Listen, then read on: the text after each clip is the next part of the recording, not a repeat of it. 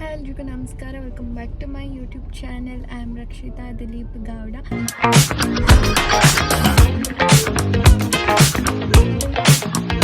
ಇವತ್ತು ನಾನು ಭೀಮ್ ಅಮಾವಾಸ್ಯೆ ದಿನದ ವಿಡಿಯೋನ ಮಾಡ್ತಾ ಇದ್ದೀನಿ. ಲಾಸ್ಟ್ ಇಯರ್ ಭೀಮ್ ಅಮಾವಾಸ್ಯೆ ದಿನಾನೇ ನನ್ನ ಬರ್ಡೇ ಇತ್ತು. ಈ ಇಯರ್ ನನ್ನ ಬರ್ಡೇ ಆದಮೇಲೆ ಬಂದಿದೆ. ಇದು ನಮ್ಮಿಬ್ಬರ ಮೊದಲನೇ ಭೀಮ್ ಅಮಾವಾಸ್ಯೆ. ಇಬ್ಬರು ಇವಾಗ ಟೆಂಪಲ್ಗೆ ಬಂದಿದ್ದೀವಿ. ಗದ್ಗೆ ಟೆಂಪಲ್. ನಾವೆಲ್ಲ ಕಡೆ ರಶ್ ಇರುತ್ತೆ, ಇಲ್ಲಿ ಫ್ರೀ ಇರುತ್ತೆ ಅಂತ ಬಂದರೆ ಇಲ್ಲೂ ತುಂಬಾ ರಶ್ ಇದೆ. ನೋಡಬೇಕು ಎಷ್ಟೊತ್ತಾಗುತ್ತೆ ಅಂತ. ಇವಾಗ ನಾನು ರೆಗ್ಯುಲರಾಗಿ ವೀಡಿಯೋಸ್ ಅಪ್ಲೋಡ್ ಮಾಡ್ತಿರೋದ್ರಿಂದ ಫಸ್ಟ್ ಈ ವಿಡಿಯೋನ ಅಪ್ಲೋಡ್ ಮಾಡ್ತೀನಿ. ನೆಕ್ಸ್ಟ್ ನನ್ನ ಬರ್ತ್ಡೇ ವ್ಲಾಗ್ನ ಅಪ್ಲೋಡ್ ಮಾಡ್ತೀನಿ. ಈ ವಿಡಿಯೋನ ಭೀಮ್ ಅಮಾವಾಸ್ಯೆ ಆಗಿ 2 ಡೇಸ್ ಒಳಗಡೆ ನಾನು ಅಪ್ಲೋಡ್ ಮಾಡ್ತೀನಿ. ಇವಾಗ ಟೆಂಪಲ್ ಹತ್ರ ರೀಚ್ ಆದ್ವಿ, ಬಟ್ ತುಂಬ ರಶ್ ಇದೆ. ನೋಡಬೇಕು ಏನಾಗುತ್ತೆ ಅಂತ. ನಾವು ಆ್ಯಕ್ಚುಲಿ ಉತ್ತನಳ್ಳಿ ಮಾರಮ್ಮ ಟೆಂಪಲ್ಗೆ ಹೋಗೋಣ ಅಂತ ಹೇಳಿ ಡಿಸೈಡ್ ಮಾಡಿದ್ವಿ. ಬಟ್ ಅಮಾವಾಸ್ಯೆ ಮತ್ತು ಭಾನುವಾರ ಇರೋದ್ರಿಂದ ಸಿಕ್ಕಾಪಟ್ಟೆ ರಶ್ ಇರುತ್ತೆ, ಬೇಡ ಅಂತ ಹೇಳಿ ನಾವು ಗದ್ಗೆನೇ ಡಿಸೈಡ್ ಮಾಡಿದ್ವಿ. ಬಟ್ ಗದ್ಗೆ ಇಷ್ಟೊಂದು ರಶ್ ಇರುತ್ತೆ ಅಂತ ಅಂದ್ಕೊಂಡಿರಲಿಲ್ಲ. ಸಿಕ್ಕಾಪಟ್ಟೆ ರಶ್ ಇತ್ತು. ಯೂಶ್ವಲಿ ಗದ್ಗೆ ಕೊನೆ ಕಾರ್ತಿಕ್ ಮಾಸದಲ್ಲಿ ಮಾತ್ರ ರಶ್ ಇರುತ್ತೆ, ಬಟ್ ಈ ಟೈಮಲ್ಲಿ ರಶ್ ಇರೋದನ್ನ ನಾನು ಫಸ್ಟ್ ಟೈಮ್ ನೋಡಿದ್ದು.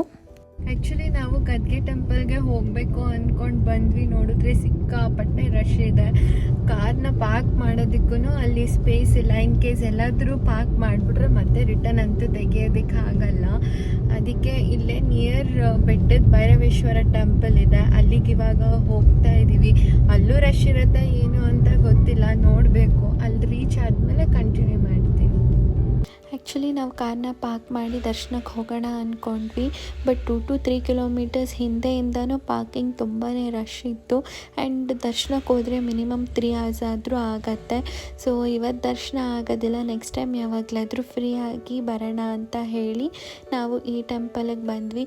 ಈ ಟೆಂಪಲ್ ತುಂಬಾ ಫ್ರೀ ಇತ್ತು.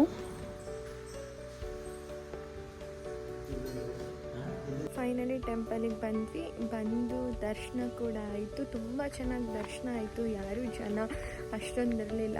ಸೊ ಬಂದಿದ್ದಕ್ಕೂ ತುಂಬಾ ಖುಷಿ ಆಯಿತು. ನಾವು ಗದ್ಗೆಗೆ ಅಂತ ಬಂದ್ವಿ, ಅಲ್ಲಿ ನೋಡಿದ್ರೆ ಅಷ್ಟು ರಶ್ ಇತ್ತು. ಸೊ ಇದು ಸಡನ್ ಪ್ಲ್ಯಾನ್ ಮಾಡಿಕೊಂಡು ಸೊ ಗದ್ಗೆಯಿಂದ ನಿಯರೆಸ್ಟ್ ಒಂದು 5-6 ಕಿಲೋಮೀಟರ್ಸಲ್ಲಿದೆ ಅಷ್ಟೇ. ಸೊ ಇಲ್ಲಿಗೆ ಬಂದ್ವಿ. ನಾನು 9th ಬಂದಿದ್ದು, ಅದು ಬಿಟ್ಟರೆ ಇವಾಗಲೇ ಬರ್ತಿರೋದು. ನಂಗೆ ರೂಟ್ ನೆನಪಿರಲಿಲ್ಲ, ಬಟ್ ಹಾಗೂ ನೆನಪು ಮಾಡ್ಕೊಂಡು ಬಂದ್ವಿ. ನಾನು ಆ್ಯಕ್ಚುಲಿ 9th ಸ್ಟ್ಯಾಂಡರ್ಡಲ್ಲಿರುವಾಗ ಈ ಟೆಂಪಲಿಗೆ ಬಂದಿದ್ದೆ. ಸೊ ಅದು ಬಿಟ್ಟರೆ ಇವಾಗಲೇ ಬರ್ತಿರೋದು. ನಂಗೆ ಆ್ಯಕ್ಚುಲಿ ಈ ಟೆಂಪಲ್ ಇಲ್ಲಿದೆ ಅಂತ ಗೊತ್ತಿತ್ತು, ಬಟ್ ಎಕ್ಸಾಕ್ಟ್ ಲೊಕೇಶನ್ ಗೊತ್ತಿರಲಿಲ್ಲ. ಸೊ ಅದಾದಮೇಲೆ ಗೂಗಲಲ್ಲಿ ಸರ್ಚ್ ಮಾಡಿಕೊಂಡು ಬಂದಿದ್ದು. ನಾವು ಮನೆಯಿಂದ ಹೊರಟಾಗ ಬಿಸಿಲಿತ್ತು. ಸೊ ಈ ಟೆಂಪಲ್ ರೀಚ್ ಆದಮೇಲೆ ಸ್ವಲ್ಪ ವೆದರ್ ಕೂಲ್ ಆಯಿತು. ಹಾಗೆ ವ್ಯೂ ಇಲ್ಲಿ ತುಂಬ ಚೆನ್ನಾಗಿ ಕಾಣಿಸುತ್ತೆ. ಸುತ್ತ ಎಲ್ಲಿ ನೋಡಿದ್ರೂ ಸಹ ಗ್ರೀನರಿನೇ ಕಾಣಿಸುತ್ತೆ.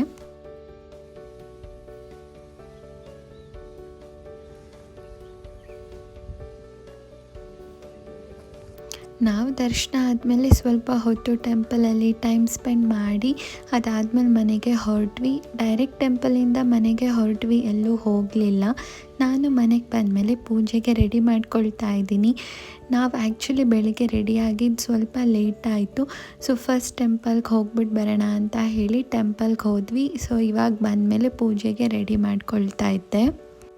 ನಮ್ಮ ಕಡೆ ಮದುವೆ ಆದಮೇಲೆ 2 ಸರ್ತಿ ಪಾದ ಪೂಜೆನ ಮಾಡಿಸ್ತಾರೆ. ಮದುವೆ ಆದಮೇಲೆ ಅತ್ತೆ ಮನೇಲಿ 1 ಸರ್ತಿ ಮಾಡಿಸಿದ್ರು. ಸೊ ಬೀಗ್ರೂಟ ಆದಮೇಲೆ ಅಮ್ಮನ ಮನೇಲಿ 1 ಸರ್ತಿ ಮಾಡಿಸಿದ್ರು. ಸೊ ನನಗೆ ಗೊತ್ತಿತ್ತಲ್ಲ, ಹಾಗಾಗಿ ಎಲ್ಲನೂ ನಾನೇ ರೆಡಿ ಮಾಡಿಕೊಂಡು ಮಾಡ್ತಾಯಿದ್ದೆ. ಲಾಸ್ಟ್ ಇಯರ್ ಎಕ್ಸಾಕ್ಟ್ ಭೀಮ್ ಅಮಾವಾಸ್ಯೆ ದಿನ ನನ್ನ ಬರ್ಡೇ ಇತ್ತು. ಸೊ ಅವಾಗ ನಾನು ಕೇಳಿದ್ದೆ ನಿಮಗೆ ಈ ಥರ ಪಾದ ಪೂಜೆ ಮಾಡಬೇಕಾ ಅಂತ. ನನ್ನ ಹಸ್ಬೆಂಡ್ ಮಾಡಬೇಡ ಅಂತ ಹೇಳಿದರು. ಅದನ್ನು ನಾನು ರೇಗಿಸ್ಕೊಂಡು ಪೂಜೆನ ಮಾಡ್ತಾಯಿದ್ದೆ. ಲಾಸ್ಟ್ ಇಯರ್ ಬೇಡ ಅಂತ ಹೇಳಿದ್ರಿ, ಸೊ ಇವಾಗ ಪೂಜೆ ಮಾಡಿಸ್ಕೊತಾ ಇದ್ದೀರಾ ಅಂತ ರೇಗಿಸ್ತಾ ಇದ್ದೆ. ಈವನ್ ನಾನೆಲ್ಲ ರೆಡಿ ಮಾಡ್ಕೊಳ್ಳೋ ಟೈಮಲ್ಲೇ ನನ್ನ ಹಸ್ಬೆಂಡ್ ಹೇಳ್ತಾಯಿದ್ರು, ಇಲ್ಲ ಬೇಡ ಮಾಡಬೇಡ, ಸೊ ಮನಸ್ಸಲ್ಲಿ ಪ್ರೀತಿ ಇದ್ದರೆ ಸಾಕು, ಇದೆಲ್ಲ ಏನಕ್ಕೆ ಅಂತ. ಬಟ್ ನಾನು ಇದೆಲ್ಲ ನಮ್ಮ ಒಂದು ಕಲ್ಚರ್ ಪದ್ಧತಿ ಮಾಡಲೇಬೇಕು ಅಂತ ಹೇಳಿ ನಾನು ಮಾಡ್ತಾಯಿದ್ದೆ.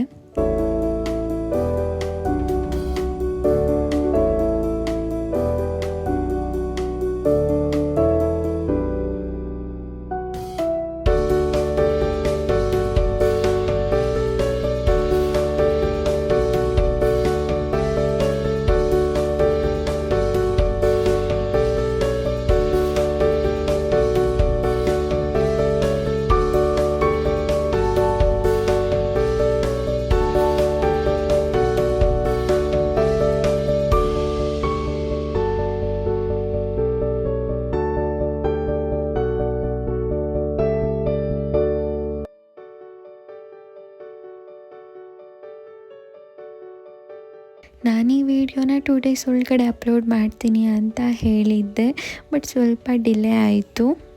ಇದಾದಮೇಲೂ ಸಹ ಕೆಲವೊಂದಷ್ಟು ನಾನು ಅಡುಗೆನ ಮಾಡಿದ್ದೆ, ಅದನ್ನೆಲ್ಲ ರೆಸಿಪಿ ಶೂಟ್ ಮಾಡಿ ಹಾಕಬೇಕು ಅಂತ ಅಂದ್ಕೊಂಡೆ.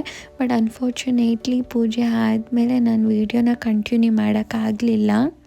ಇದು ನಮ್ಮಿಬ್ಬರ ಮೊದಲ ಭೀಮ್ನ ಅಮಾವಾಸ್ಯೆ. ನನಗೆಷ್ಟು ಗೊತ್ತೋ ಹಾಗೆ ನಾನು ಪೂಜೆನ ಮಾಡಿದೆ. ಎಷ್ಟಾಗತ್ತೆ ಅಷ್ಟು ನಾನು ಕ್ಯಾಪ್ಚರ್ ಮಾಡಿ ನಿಮ್ಮ ಜೊತೆ ಶೇರ್ ಮಾಡ್ಕೊಂಡಿದ್ದೀನಿ. ಈ ವಿಡಿಯೋ ಇಷ್ಟ ಆಗಿದ್ದರೆ do like, share, comment and subscribe. ಇದೇ ಥರ ಮುಂದಿನ ವೀಡಿಯೋಗೋಸ್ಕರ ವೆಯ್ಟ್ ಮಾಡ್ತಾಯಿರಿ. Thanks for watching.